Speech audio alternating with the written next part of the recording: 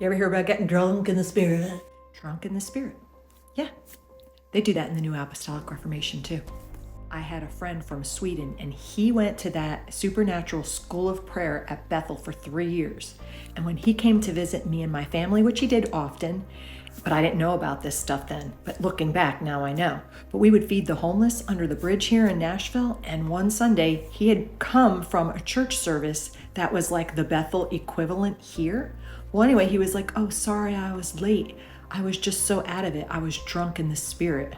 And you could tell he was really off. Now, a few different churches that I attended had done this as well, but even one here in Nashville, and actually the pastor at that church had been a part of that Toronto blessing movement. Check that out. That's some craziness. Where are they getting this from? Well, they point to Acts 2. Jesus had told his disciples to go into Jerusalem and wait for the Holy Spirit to come. Well, when it did, they were out and about, right? And they all started speaking in different languages.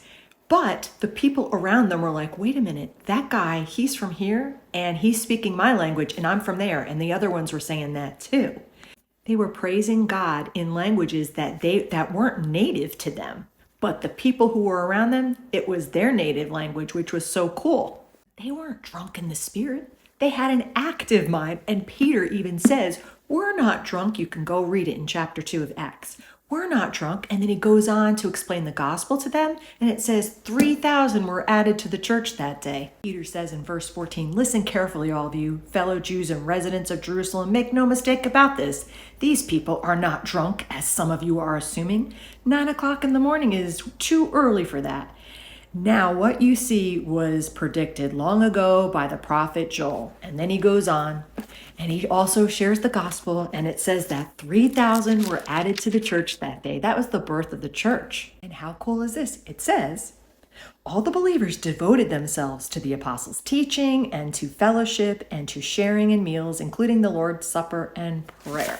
No one was getting drunk. No one was lying on the floor, just sitting there in la-la land. So be careful how you live. Don't live like fools, but like those who are wise. Make the most of every opportunity in these evil days. Don't act thoughtlessly, but understand what the Lord wants you to do. Don't be drunk with wine, because you'll ruin your life. Instead, be filled with the Holy Spirit, not drunk with the Spirit.